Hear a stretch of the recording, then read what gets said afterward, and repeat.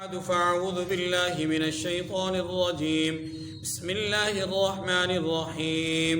جعل الله الكعبة البيت الحرام قياما للناس والشهر الحرام والهدي والقلائد ذلك لتعلموا أن الله يعلم ما في السماوات وما في الأرض وأن الله بكل شيء عليم. اعلموا أن الله شديد العقاب وأن الله غفور رحيم. ما على الرسول إلا البلاغ والله يعلم ما تبدون وما تكتمون. قل لا يستوي الخبيث والطيب ولو أعجبك كثرة الخبيث فاتقوا الله يا أولي الألباب لعلكم تفلحون. صدق اللہ العظیم. سورۃ المائدہ کی آیت نمبر 97 سے آیت نمبر 100 تک 4 آیات کریمہ کی تلاوت ہوئی. ان 4 آیات کریمہ سے پہلے اللہ تبارک و تعالی نے حالت احرام میں شکار کے متعلق مسائل کو بیان فرمایا.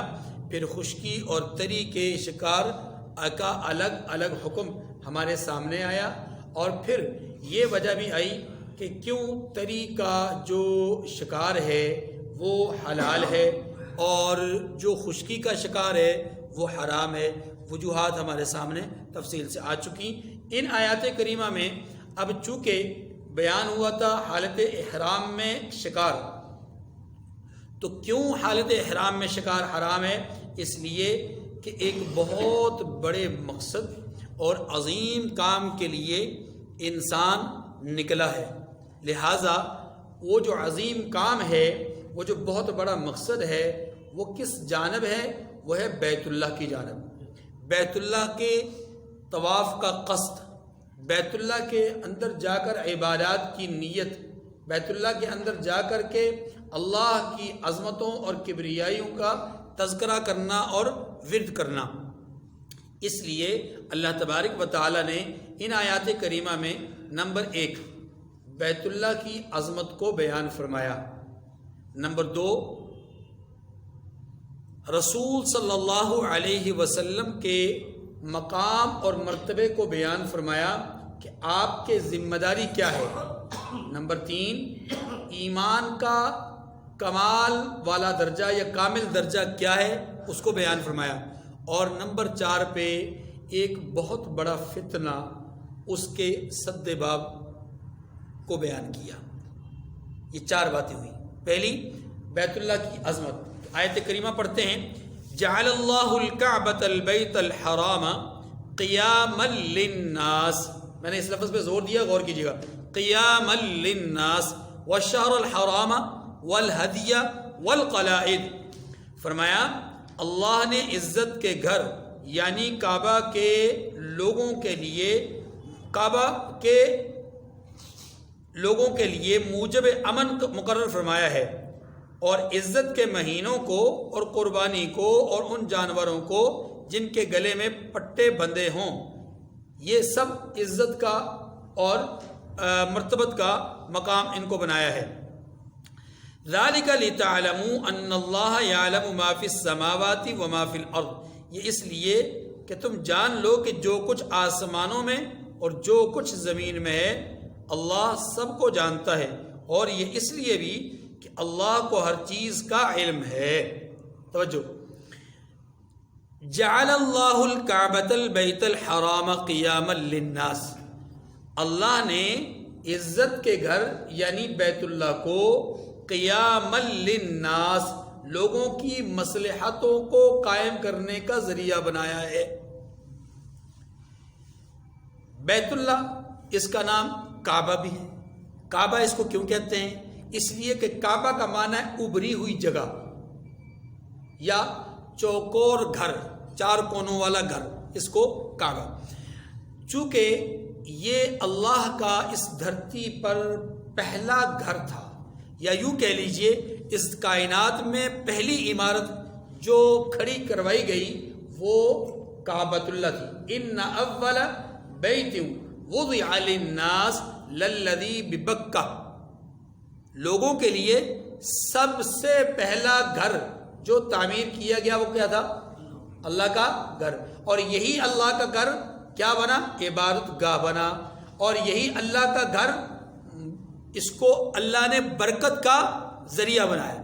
ببکۃ مبارکہ، اس کو اللہ نے اس گھر کو، مکہ والے اس گھر کو کیا بنایا؟ برکت کا ذریعہ بنایا. اور یہی وہ گھر ہے کہ جس کو اللہ نے شعائر اللہ میں شامل فرمایا. اور دلچسپ بات یہ ہے کہ اس گھر کی خاصیت یہ ہے کہ اللہ تبارک و تعالیٰ نے اس گھر کے اندر ہونے والے یا اس گھر سے مناسبت رکھنے والے جو اعمال ہیں انہیں بھی شعائر اللہ بنایا. طواف ہے، سعی ہے، جی حجر اسود کا بوسہ ہے، یہ سارے اعمال کیا ہیں؟ اگر ہم غور کریں تو طواف کو، سعی کو، جی دیگر عبادات کو یہاں پر کیا بنایا ہے؟ شاعر اللہ. پھر بیت اللہ کے ساتھ مناسبت کی وجہ سے وہ جگہ کہ جن کا اعمال حج کے اندر تعلق ہے ان جگہوں کو بھی بیت اللہ کی مناسبت کی وجہ سے کیا بنا دیا؟ شاعر اللہ. جیسے صفا، مروہ، عرفات، مزدلفہ، مینا، یہ سارے کیا ہیں؟ شاعر اللہ ہے. تو اعمال ہوں حج کی صورت میں، طواف کی صورت میں، سعی کی صورت میں، یہ بھی شاعر اللہ. مقامات ہوں جیسا کہ صفا، مروہ، مزدلفہ، مینا اور عرفات، یہ بھی کیا ہیں؟ شاعر اللہ. یہ اللہ نے بیت اللہ کو عظمت بخشی ہے. بیت اللہ کی وجہ سے یہ عظمتیں ہیں. ایک بات. دوسری بات، اللہ تبارک و تعالیٰ نے یہاں پر یہ ارشاد فرمایا ہے کہ جعل اللہ الکعبۃ البیت الحرام قیاما للناس، اسے لوگوں کے لیے قائم رکھنے کا، یہ قائم کرنے کا ذریعہ بنایا ہے. لوگوں کے لیے قائم کرنے کا کیا مطلب ہے؟ یا لوگوں کو قائم کرنے کا ذریعہ بنایا ہے. اب لوگوں کے قیام کا کیا مطلب ہوا؟ دیکھیے دو باتیں سمجھ لیجئے. یا تو لوگوں سے مراد پوری دنیا ہے، اور یا پھر لوگوں سے مراد عرب ہے، یعنی اہل مکہ. اور کیجیے گا، اگر لوگوں سے مراد پوری دنیا ہے تو پھر اس معنی کو جاننے کے لیے، اس کی حقیقت کا ظہور ہونے کے لیے، اس حقیقت کو اللہ جب ظاہر کریں گے تو اس کے لیے یہ بات سمجھ لیجئے کہ قرب قیامت میں ایسا ہوگا. قرب قیامت میں اس حقیقت کو ظاہر کیا جائے گا. حقیقت ہے، موجود ہے، لیکن ظاہر کب ہوگی؟ قرب قیامت میں. کیا مطلب ہوا؟ مطلب یہ ہے، اس جملے کا مطلب پھر صورت میں یہ ہوگا کہ بیت اللہ کی بقا کائنات کی بقا ہے. بیت اللہ کی بقا میں کائنات کی بقا ہے. اگر بیت اللہ باقی ہے تو کائنات باقی ہے، بیت اللہ باقی نہیں تو کائنات باقی. اس بات کو سمجھنے کے لیے میں نے کہا کہ اس حقیقت کا ظہور قرب قیامت میں ہوگا. پہلے معلوم نہیں ہو سکتا. ہے یہ حقیقت، لیکن پہلے معلوم ہو اس لیے کہ کائنات باقی ہے. کائنات کیوں کائنات باقی ہے؟ بیت اللہ میں نظر آ رہا ہے. یاد رکھیے جس دن بیت اللہ نہیں ہوگا کائنات مٹ جائے گی. اس بات کی وضاحت رحمت دو عالم صلی اللہ علیہ وسلم کی ایک صحیح حدیث سے ہوتی ہے. ارشاد فرمایا قرب قیامت میں بیت اللہ کی ایک ایک اینٹ کو گرانے والا ایک آدمی جس کا تعلق حبشہ سے ہوگا، موٹی موٹی اس کی پنڈلیاں ہوگی، وہ آئے گا، آ کر بیت اللہ پہ حملہ کرے گا اور بیت اللہ کو شہید کر دے گا. بیت اللہ کو بالکل شہید کر دے گا. اس کی ایک ایک اینٹ کو، ایک ایک پتھر کو الگ الگ کر دے گا. فرمایا جس دن یہ کام ہوگا عرش سے اللہ کی طرف سے کائنات کے مٹائے جانے کا فیصلہ ہو جائے گا. تو معلوم یہ ہوا کہ بیت اللہ کی بقا عالم کی بقا کا ذریعہ ہے. ٹھیک ہے جی. ایک بات تو قیام للناس کا معنی یہ ہوگا کہ اللہ نے اس عزت والے گھر کو کائنات کی بقا کا ذریعہ بنایا ہے. اب ترجمہ یہ ہوگا، توجہ. دوسری صورت کہ اگر اس سے مراد کائنات نہیں، لوگ نہیں، پوری دنیا نہیں، بلکہ خاص خطہ عرب، اور خطہ عرب میں بھی خاص طور پر اہل مکہ، تو پھر اس وقت معنی کیا ہوگا؟ توجہ، اس وقت کیا صورت ہوگی؟ پھر اس وقت صورت یہ ہے کہ اس کا ظہور اللہ نے رسول اللہ صلی اللہ علیہ وسلم کی بعثت سے پہلے ہی فرما دیا۔ کیسے؟ اور کیجیے گا، عرب کا ماحول یہ تھا کہ افراتفری، عرب کا ماحول یہ تھا کہ خانہ جنگی، عرب کا ماحول یہ تھا کہ کسی کی قیادت اور سیادت کو قبول نہ کرنا، عرب کا ماحول یہ تھا کہ لوگ جنگلوں میں جانوروں کی زندگی جیتے تھے، یعنی ہر آدمی اپنی منمانی کرتا تھا، کوئی قانون نہیں، کوئی ضابطہ نہیں، کوئی اصول نہیں۔ لیکن اس لاقانونیت کے دور میں بھی، افراتفری کے دور میں، بد امنی کے دور میں، بے سکونی کے دور میں، جہاں ہر طرف قافلوں کو لوٹا جاتا تھا، لوگوں کو ان کے مالوں سے محروم کیا جاتا تھا، لیکن ایسے میں یاد رکھیے اللہ کا عظیم احسان تھا اہل مکہ پر کہ لوگ اہل مکہ کو لوٹنے نہیں آتے تھے، لوگ اہل مکہ کو لوٹنے نہیں آتے تھے، اور اہل مکہ کا کسی کو پتہ چلتا کہ یہ قافلہ اہل مکہ کا ہے تو لوگ اس قافلے کو نہیں لوٹتے تھے۔ اچھا، جو قافلہ باہر سے آ رہا ہے، اگر اس قافلے کے اندر نشانی موجود ہے، اس قافلے کے اندر نشانی موجود، کیا نشانی تھی؟ جانور انہوں نے ساتھ لیا ہوا ہے، جانور کے گلے میں ایک خاص قسم کا پٹا ڈالا ہوا ہے، یہ علامت ہوتی تھی، نشانی ہوتی تھی کہ ہم بیت اللہ کی طرف جا رہے ہیں۔ اگر ایسی نشانیوں والے لوگ، ایسا قافلہ جس کے اندر یہ نشانیاں موجود ہوتی کہ یہ بیت اللہ کا رخ کیا ہوا ہے، تو لوٹنے والے ان نشانیوں کو دیکھ کر پیچھے ہٹ جاتے تھے۔ یہ کس کی وجہ سے تھا؟ بیت اللہ کی وجہ سے۔ اب آپ دیکھیے کہ افراتفری ہے، بدامنی ہے، بے سکونی ہے، لوٹ مار ہے، سب کچھ ہے، لیکن ایسے میں پھر بھی بیت اللہ کی عظمت کا یہ عالم ہے کہ اس کے مجاور جو بیت اللہ کے ارد گرد رہنے والے لوگ ہیں، اللہ نے ان کو امن دیا اور ان کے لیے امن کا گہوارہ بنا دیا اس بیت اللہ کو، اور وہ جہاں جا رہے ہیں ان کے لیے امن ہے، اور جو بیت اللہ کی طرف آ رہے ہیں ان کے لیے بھی امن ہے۔ اور پھر ان اہل مکہ کی حالت کو آپ دیکھیں، یہاں پتھر ہیں، یہاں پتھر ہیں، اور ایسے ایسے پتھر ہیں کہ شاید ان پتھروں کو دیکھنے کو بھی دل نہیں کرتا۔ مطلب ایک عام انسانی اعتبار سے دیکھا جائے، اس عقیدت کو ایک طرف رکھ کر کے، اس سرزمین کی کوئی چیز بظاہر دنیاوی حسن نہیں رکھتی، لیکن خالق اور مالک کا اتنا فضل اور اتنا کرم ہے کہ ان سنگلاخ وادیوں میں اپنے گھر کی عظمت کی وجہ سے اس پورے خطے کو اللہ نے اتنا برکت والا بنا دیا ہے کہ پوری دنیا سے ہر آنکھ بے تاب ہے اس سرزمین کو دیکھنے کے لیے۔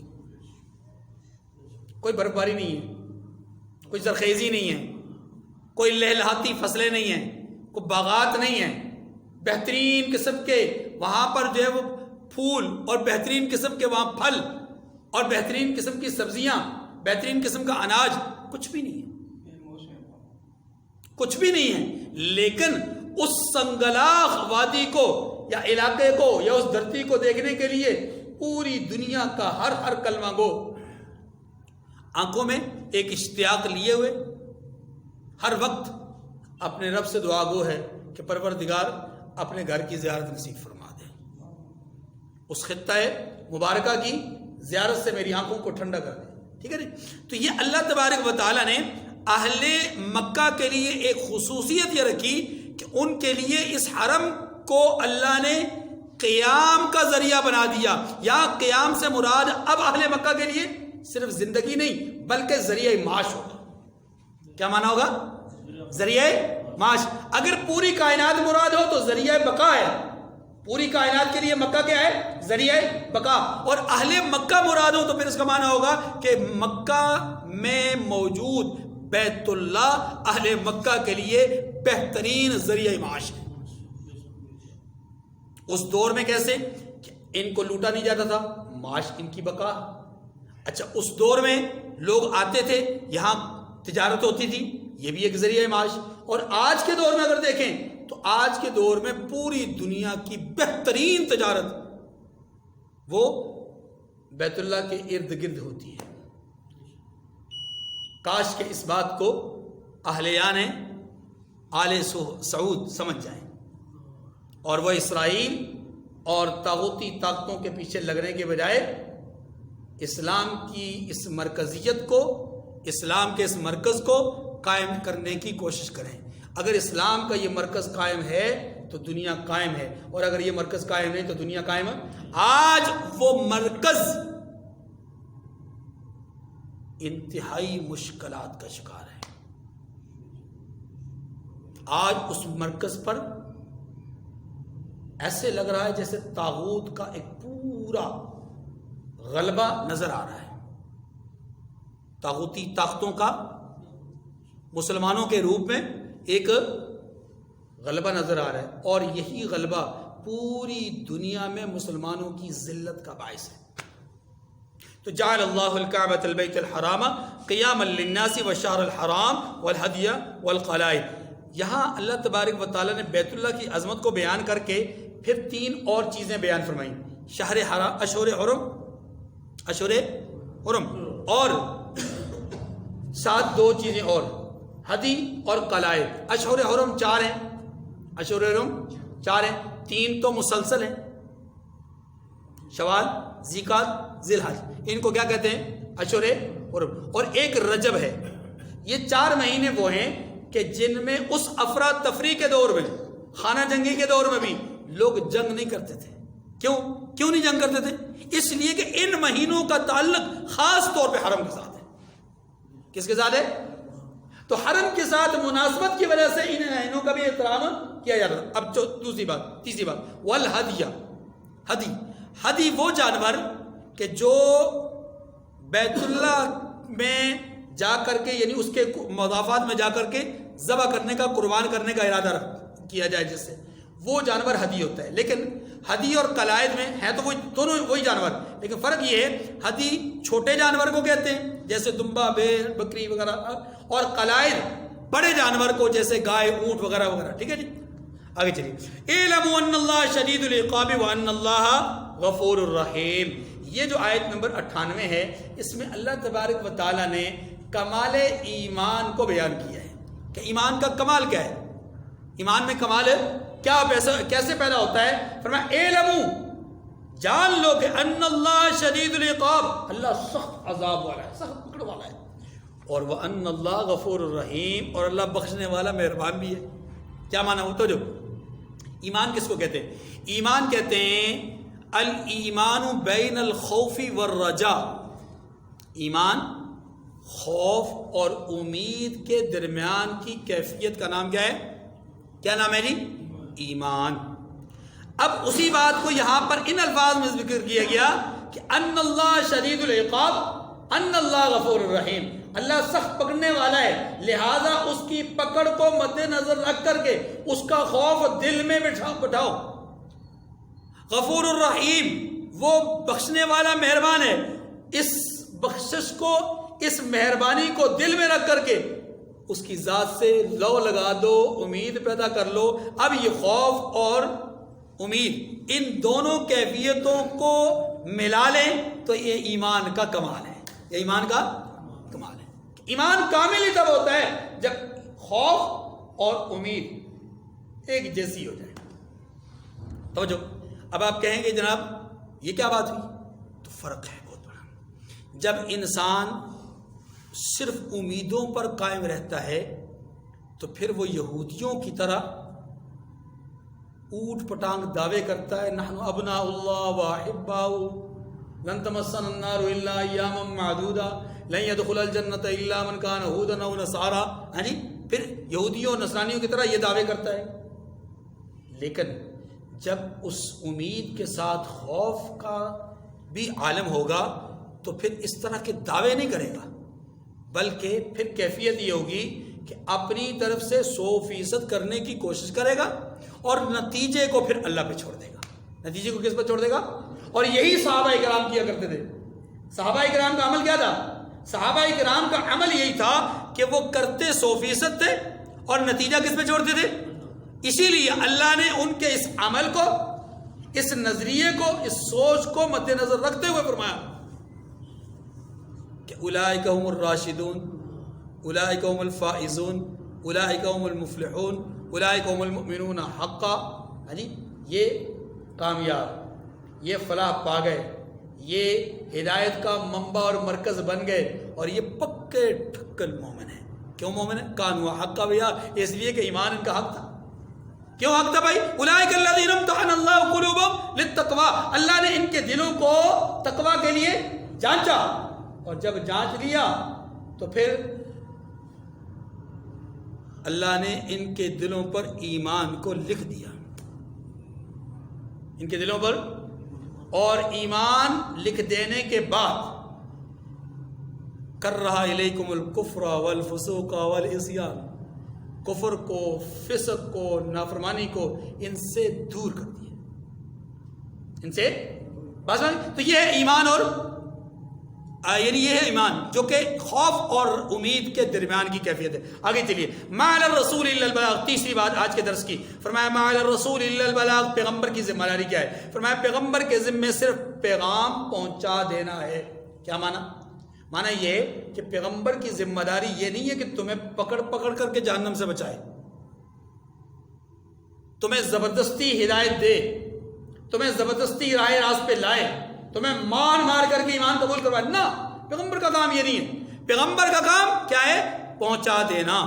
یہاں ایک بات سمجھ لیجئے گا، کسی کے ذہن میں یہ بات نہ آئے کہ چونکہ پیغمبر کا کام یہ نہیں ہے زبردستی کسی کو لانا، تو پھر یہ جو بار بار کسی کو نماز کے لیے کہا جاتا ہے، اور پھر جو خود پیغمبر نے فرمایا کہ بچے کو 7 سال کی عمر میں نماز سکھاؤ، 10 سال کی عمر میں نماز کے لیے سختی کرو، تو یہ کیا بات ہوئی؟ خود تو ان کی ذمہ داری نہیں زبردستی لانے کی، اور وہ دوسروں کو تاکید کرے کہ زبردستی لاؤ. جواب سمجھیے گا. ما علی الرسول کے الا البلاغ کا معنی ایمان کے اندر لانا، ہدایت کی طرف بلانا. یہ ہے کہ ہدایت کی طرف بلانا پیغمبر کی ذمہ داری ہے، ہدایت میں لانا پیغمبر کی ذمہ داری نہیں. ایمان کی طرف بلانا پیغمبر کی ذمہ داری ہے، ایمان دینا پیغمبر کی ذمہ داری نہیں. لیکن جب کوئی آدمی ایمان قبول کر لے، جب کوئی آدمی ہدایت کی طرف آ جائے، تو پھر اسے اللہ کی طرف سے، اسی رب کی طرف سے جس رب نے یہ آیت اتاری ہے نا، اسی رب کی طرف سے پھر یہ بھی حکم ہے کہ یا ایھا الذین آمنوا. اب ایمان لے آئے نا، اب ایمان قبول جو کر لیا، ہدایت قبول جو کر لی، اب اسے ایک اعزاز اور سرٹیفکیٹ دیا گیا. اے صاحب ایمان ادخلوا فی السلم کافہ، اب اسلام میں آیا تو پورا کا پورا یعنی یہاں جتنے احکامات ہیں ان کو پورا مان، یہاں جتنے نواہی ہیں ان سے پوری طرح بچ. یہ نہیں کہ جو تیری مرضی کے احکامات ہیں تو مان لے، جو تیری مرضی کی نواہی ہیں ان سے بچ جائے، اور جو تیری مرضی کے نہیں چھوڑ دے. نہ، یہ کام تو یہودیوں کا ہے، یہ کام تو افتؤمنون ببعض الکتاب وتکفرون ببعض، یہ تو کام یہودی کرتے رہے. مومن کا کام یہ نہیں ہے. مومن کا کام یہ کہ وہ پوری طرح اسلام میں، ایمان میں داخل ہو جائے. ٹھیک ہے جی، 3 باتیں ہو گئی. پہلی بات کعبۃ اللہ کی عظمت، دوسری بات ایمان کا درجہ کمال، تیسری بات رسول اللہ صلی اللہ علیہ وسلم کی ذمہ داری. واللہ یعلم ما تبدون وما تکتمون، اور فرمایا جو کچھ تم ظاہر کرتے ہو اور جو کچھ تم چھپاتے ہو اللہ کو سبھی معلوم ہے، اللہ کو.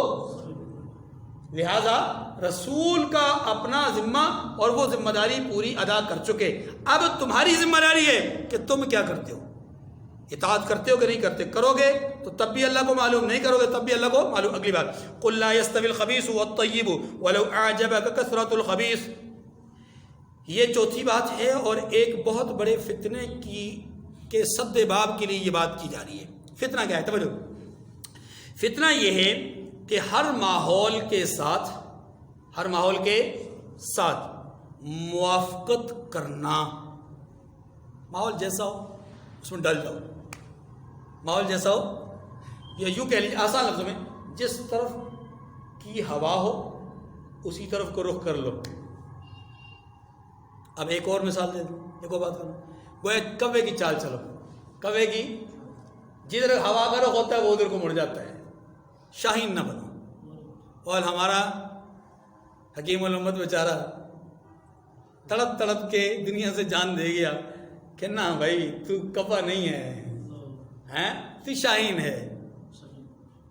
تو کیا ہے؟ شاہین ہے. وہ اقبال بیچارہ اپنے شاہین کی تلاش میں سرگردہ رہا. یہاں بھی اسی بات کی طرف اشارہ کیا جا رہا ہے کہ مومن کوے کی چال نہیں چلا کرتا. مومن کیا ہوتا ہے؟ شاہین ہوتا ہے.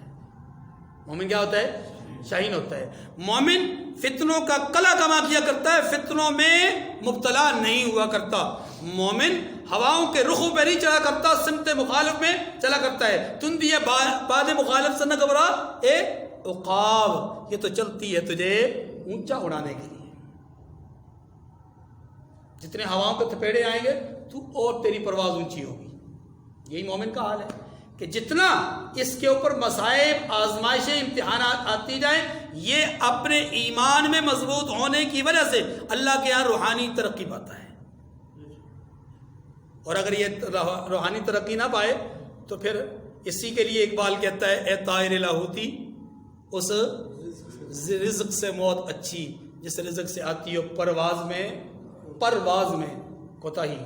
یہ جو اونچی اڑان ہے، اگر اس میں کوتاہی آ رہی ہے تو پھر تیری ہلاکت ہے، پھر برباد ہو گیا. تو عالم لاہوت میں اڑنے والے اے روحانی انسان، اگر تو اس لاہوت کے عالم کی طرف پرواز کرنے کے بجائے تو ذلت اور رسوائی کے مقام کی طرف یعنی نیچے کی طرف جھک رہا ہے، پرواز نہیں کر رہا، تو پھر تو تیری بربادی ہوگی. پھر تو تیری اچھا. اب غور کیجیے، قرآن مجید نے یہاں پر جو اپنا قانون اور ضابطہ بیان کیا، وہ کیا بیان کیا کہ قلت اور کثرت یہ معیار حق نہیں ہے. معیار حق کیا مانا یہ اس کو سمجھنے کے لیے ایک حدیث سمجھیے گا. رحمت دو عالم صلی اللہ علیہ وسلم مسجد نبی میں تشریف فرما تھے، آپ کے ارد گرد صحابہ تھے. ایک آدمی کا گزر ہوا، ایک آدمی کا، کھلی تھی نا مسجد تو باہر نظر آتا تھا ماحول سارا، ہماری طرح یہاں بند نہیں تھی. تو اب باہر سے ایک آدمی کا گزر ہوا. رحمت دو عالم صلی اللہ علیہ وسلم نے اس آدمی کے متعلق پوچھا یہ اس آدمی کے بارے میں تمہاری کیا رائے ہے؟ تو کہنے والوں نے کہا کہ یا رسول اللہ امیر آدمی ہے، صاحب حیثیت آدمی ہے، صاحب مقام و مرتبہ منصب و جاہ آدمی ہے، اگر کہیں رشتے کے لیے پیغام بھیجے تو رشتہ دے دیا جائے، کسی پنچایت میں بیٹھ کر کے فیصلے کے لیے بلایا جائے تو اس کا فیصلہ مانا جائے، اگر کوئی دو آدمیوں کے درمیان یہ کوئی بات کرے تو اس کی بات کو اہمیت دی جائے، وغیرہ وغیرہ. یعنی گویا کہ اس کی ہر بات کی قدر کی جائے گی کیونکہ صاحب حیثیت آدمی ہے. بات ختم ہو گئی. کچھ لمحات گزرے، معاملات چلتے رہے، کچھ لمحات گزرے، پھر ایک آدمی گزرا ہو، ایک آدمی کا گزر ہوا، ایک اور آدمی کا. سوال ہوا رحمت دو عالم صلی اللہ علیہ وسلم کی طرف سے کہ اس آدمی کے بارے میں کیا رائے ہے؟ کہا یا رسول اللہ فقیر آدمی ہے، غریب آدمی ہے، گمنام آدمی ہے، جانتا کوئی نہیں ہے، مقام کوئی نہیں، مرتبہ کوئی نہیں، جاؤ جلال کوئی نہیں، عالی شان اور عزت بظاہر کوئی نہیں. اچھا، اگر کہیں رشتہ بھیجے تو رشتہ نہ دیا جائے، کہیں پنچایت میں بیٹھے تو بات نہ سنی جائے. پتہ ہے رحمت دو عالم صلی اللہ علیہ وسلم نے کیا فرمایا؟ اللہ اکبر. آپ صلی اللہ علیہ وسلم نے فرمایا کہ وہ جو پہلا گزرا ہے نا، اگر پوری دنیا اس جیسوں سے بھر جائے، اللہ اکبر، پوری دنیا اس جیسوں سے بھر جائے تو تب بھی اس ایک فقیر کے برابر نہیں ہو سکتی، کیونکہ یہ اللہ کے ہاں مقام اور مرتبہ رکھتا ہے. معلوم یہ ہوا کہ دنیا کی شان و شوکت یا دنیا کے مال و اسباب میں کامیابی نہیں ہے، معیار یہ نہیں ہے. یا اسی طریقے سے معیار افراد کی کثرت یا قلت نہیں ہے کہ ایک طرف زیادہ لوگ ہیں تو وہ برحق ہیں اور دوسری طرف تھوڑے لوگ ہیں تو وہ نعوذ باللہ غلط ہے. نہیں، یہ معیار نہیں ہے. معیار کیا ہے؟ خبث اور پاکیزگی، نجاست اور پاکیزگی کو دیکھنا ہے کہ جس طرف نجاست ہے وہ ناکام ہے، جس طرف پاکیزگی ہے وہ کیا ہے؟ کامیاب ہے. جس طرف شرافت ہے وہ کامیاب ہے اور جس طرف رذالت ہے وہ ناکام ہے. اسی لیے یہاں پر ضابطہ بیان کیا گیا کہ قل لا يستوي الخبيث والطيب ولو اعجبك كثرة الخبيث. اس جملے کو سمجھنے کے لیے ایک اور حدیث سمجھیے گا، توجہ. رحمت دو عالم صلی اللہ علیہ وآلہ وسلم نے ایک دفعہ صحابہ کرام رضوان اللہ علیہم اجمعین کو فرمایا لا تکونوا امعاً، لا تکونوا امعاء، مت بنو، یعنی یہ نعرہ اختیار نہ کرو۔ اب یہ امعاء کیا ہوتا ہے؟ امعاء کا معنی وہ اس وقت ایک فلسفہ تھا، اور وہ فلسفہ یہ تھا کہ انا مع الناس، انا مع الناس، ہم لوگوں کے ساتھ ہیں، ان احسنوا احسننا، یعنی ہم ہوا کے رخ پہ چلیں گے، اگر لوگ نیکی کریں گے تو ہم بھی نیکی کریں گے، ان ظلموا ظلمنا، اگر لوگ ظلم کریں گے تو ہم بھی ظلم کریں گے۔ یہ آج کے دور میں بھی بہت سارے لوگوں کا یہی ایک نظریہ بن چکا ہے کہ جی جو اچھا کرے اس کے ساتھ اچھا کرو، جو برا کرے اس کا برا کرو۔ نہیں، یہ شریعت کا مزاج نہیں ہے، دین کی تعلیم نہیں ہے، مصطفیٰ کریم صلی اللہ علیہ وسلم کی تعلیمات یہ نہیں ہیں۔ اب رسول اللہ نے کیا فرمایا؟ رسول اللہ صلی اللہ علیہ وسلم نے فرمایا لا تکونوا امعاء، مت بنو، بلکہ اللہ کے رسول صلی اللہ علیہ وسلم نے اس حوالے سے یہ ارشاد فرمایا وَطِّنُوا أَنفُسَكُمْ، اپنے آپ کو اس بات کا عادی بناؤ۔ کس بات کا؟ کہ ان احسنکم، اگر لوگ تمہارے ساتھ اچھا سلوک کریں تو فَأَحْسَنُوا مَعَهُمْ، تو تم بھی ان کے ساتھ اچھا سلوک کرو۔ پہلے کلیے میں، پہلے ضابطے میں اللہ کے رسول نے وہی برابری والی بات کی جیسے عام لوگوں کا تھا، لیکن دوسری بات کیا فرمائی؟ فرمایا وَإِن ظَلَمُوا، پہلے نظریہ یہ تھا کہ وَإِن ظَلَمُوا ظَلَمْنَا، لوگ ظلم کریں گے ہم بھی ظلم کریں گے۔ اللہ کے رسول نے فرمایا نہیں، اگر لوگ ظلم کریں تو فَلَا تَظْلِمُوا عَلَيْهِمْ، ان پر ظلم مت کرنا۔ یہ میری تعلیمات نہیں ہے کہ ان پر ظلم کرو، بلکہ میری تعلیمات تو یہ ہیں کہ اگر تم پر کوئی ظلم کرتا ہے تو اس کے ساتھ ظلم کا معاملہ نہ، حسن اخلاق سے پیش آؤ، اور اگر ضروری ہو بدلہ لینا تو پھر اتنا بدلہ لو جتنا تمہارے ساتھ ظلم کیا گیا۔ دیکھیے جی، فرمایا قُلْ لَا يَسْتَوِي الْخَبِيثُ وَالطَّيِّبُ وَلَوْ أَعْجَبَكَ كَثْرَةُ الْخَبِيثِ، آپ فرما دیجئے کہ ناپاک چیزیں اور پاک چیزیں برابر نہیں ہوتی۔ یہاں چیزوں سے مراد انسان بھی ہو سکتے ہیں، چیزوں سے مراد اشیاء بھی ہو سکتی ہیں، چونکہ بات پیچھے حلال اور حرام کی چل رہی تھی نا، تو ایک طرف وہ کل میرا خیال ہے یہ مسئلہ پوچھا جا رہا تھا ایک دو چیزوں کے بارے میں کہ جی بہت سارے لوگ کھاتے ہیں، وہ کپورے کھاتے ہیں، وہ فلاں کھاتے ہیں، فلاں کھاتے ہیں، دنیا کھاتی ہے، تو بھائی ساری دنیا مل کر کے اگر خنزیر کھانا شروع ہو جائے تو ایک مومن اپنی ذمہ داری یہ سمجھے کہ مجھ پر میرے رب کی طرف سے حرام ہے۔ یہ ہے قلت اور کثرت کے ٹھوکر مار کر کے اللہ کے فیصلے کو تسلیم کرنا۔ ساری دنیا مان رہی ہے کہ شراب میں قوت ہے، گرمائش ہے، گرمی سردیوں کے دنوں میں یہ پی لیں تو انسان کے جسم میں حرارت پیدا ہوتی ہے، قوت پیدا ہوتی ہے، چستی پیدا ہوتی ہے، سب کچھ اپنی جگہ پر، لیکن میرے رب کی طرف سے حرام کرتا ہے۔ سو اس خباثت میں ساری دنیا اکٹھی ہو جائے تو میرے لیے یہ خباثت کامیابی نہیں ہے، میرے لیے کامیابی اللہ کا فیصلہ ہے، اللہ کا۔ یہی بات سمجھائی گئی کہ چیزوں کی کثرت اور قلت یہ خباثت اور رذالت نہیں ہے، اللہ کا حکم اور فیصلہ خباثت اور رذالت کا ہے کہ جس چیز سے اللہ نے منع کیا وہ خبیث ہے، جس چیز کا اللہ نے حکم دیا وہ کیا ہے؟ پاک۔ وَلَوْ أَعْجَبَكَ كَثْرَةُ الْخَبِيثِ، کتنا پیارا انداز ہے، اپنے محبوب کو اللہ کیا فرما رہے ہیں کہ وَلَوْ أَعْجَبَكَ كَثْرَةُ الْخَبِيثِ، کہا بظاہر حضور کو ہے اور سنایا اور بتایا سمجھایا ہمیں گیا، فرمایا اگرچہ ان کی کثرت آپ کو بھلی ہی لگے، ان کی کثرت آپ کو، چیزوں کی کثرت ہے، حرام کی ریل پیل ہے، ایک طرف حلال کے چند پیسے، دوسری طرف حرام کا ڈھیر، سود کا ڈھیر، رشوت کا ڈھیر، جھوٹ، دغا بازی اور قبضے کا ڈھیر۔ بظاہر تو لگتا تو ہے نا بہت بڑا ہے، یہ کثرت اگرچہ اچھی لگ رہی ہے لیکن اس کثرت میں کامیابی نہیں ہے، اس قلت میں کامیابی ہے۔ فاتقوا اللہ یا اولی الالباب لعلکم تفلحون، فرمایا کہ عقل والو اللہ سے ڈرتے رہو تاکہ کامیابی حاصل کرو۔ وآخر الدعوانا ان الحمد للہ رب العالمین۔